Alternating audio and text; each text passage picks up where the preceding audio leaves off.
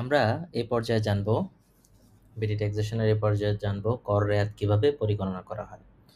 আমরা সকলেই জানি যে সরকার তার বিভিন্ন ফাংশনে বিনিয়োগ করলে, অনুমোদিত ফাংশনগুলোতে বিনিয়োগ করলে একটি কর রেয়াত প্রদানের সুযোগ দিয়ে থাকে। তো অনেকে আসলে কর রেয়াত পরিগণনা করতে যেয়ে একটু ভুল করে।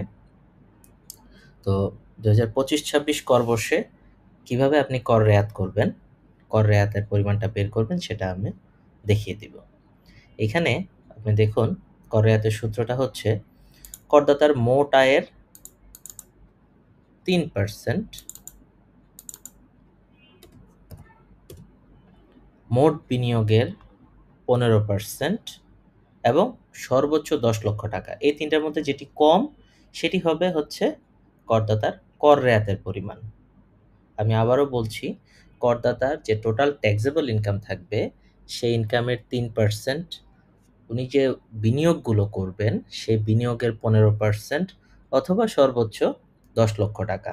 এই তিনটার মধ্যে যেটা কম সেটা হচ্ছে আপনি কর রেয়াত পাবেন। তবে এখানে একটা বিষয় হচ্ছে যে আপনার যদি কোনো হ্রাসকৃত হারের অব্যাহতিপ্রাপ্ত অংশীদারি ফার্মের বা ব্যক্তিসংঘ বা চূড়ান্ত কর দায় এই জাতীয় আয় যদি থাকে, তাহলে কিন্তু কর রেয়াত পরিগণনার সময় ওই আয়গুলোকে বাদ দিয়ে নিতে হবে। আমি আবারও রিপিট করছি, যদি হ্রাসকৃত, অব্যাহতিপ্রাপ্ত, তারপর হচ্ছে অংশীদারি ফার্মের আয় ও চূড়ান্ত কর দায় এই জাতীয় আয় থাকে, তাহলে আপনাকে কিন্তু কর রেয়াত পরিগণনার এটা বাদ দিয়ে নিতে হবে। তাহলে আমরা ধরলাম, তাহলে আমরা দেখি যে কিভাবে কর রেয়াত বের করা যায়। আমরা ধরলাম আপনার মোট আয় 20 লক্ষ টাকা,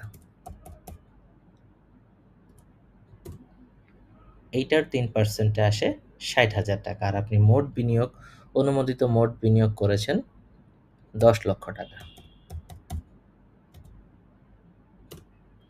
এখানে আপনার মোট বিনিয়োগের 15%-এ আসে 1.5 লক্ষ টাকা আর সর্বোচ্চ 10 লক্ষ টাকা। এখন এই যে সূত্রটা এখানে বলা আছে যে মোট ইনকামের 3%, মোট বিনিয়োগের 15% অথবা সর্বোচ্চ 10 লাখ, এই তিনটার মধ্যে যেটা কম সেটা হবে ট্যাক্স রিবেট, মানে কর রেয়াত। তাহলে এই তিনটার মধ্যে সর্বনিম্ন অঙ্কটা কোনটা?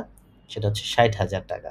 তাহলে আপনার প্রযোজ্য কর রেয়াতের পরিমাণ হচ্ছে 60,000 টাকা। তো এটা যদি কম হতো, ধরেন এটা আমরা 3 লক্ষ টাকা ধরলাম, তাহলে এখন কি হলো যে আপনি 3 লক্ষ টাকা বিনিয়োগ করেছিলেন, এটার এগেনস্টে আপনি রিবেট পাচ্ছেন 45,000 টাকা। তাহলে এই তিনটা অঙ্কের মধ্যে সবচেয়ে কম কোনটা? 45,000 টাকা। তাহলে এক্ষেত্রে প্রযোজ্য কর রেয়াতের পরিমাণ 45,000 টাকা। এইটাই হচ্ছে কর রেয়াত। তো আমি যদি আবার রিভিউ করি, 2025-26 কর বর্ষে কর রেয়াতের পদ্ধতি হচ্ছে করদাতার মোট আয়ের 3%, মোট অনুমোদিত বিনিয়োগের 15% অথবা সর্বোচ্চ 10 লক্ষ টাকা। এই তিনটার মধ্যে যেটি কম সেটি রেয়াত হিসেবে বিবেচিত হবে। তবে এখানে হ্রাসকৃত, অব্যাহতিপ্রাপ্ত, অংশীদারি বা ব্যক্তি সংঘের আয় এবং চূড়ান্ত কর দায় এই বিষয়গুলো বাদ যাবে।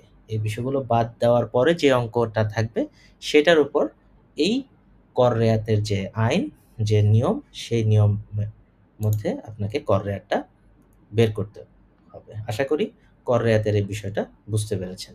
ধন্যবাদ।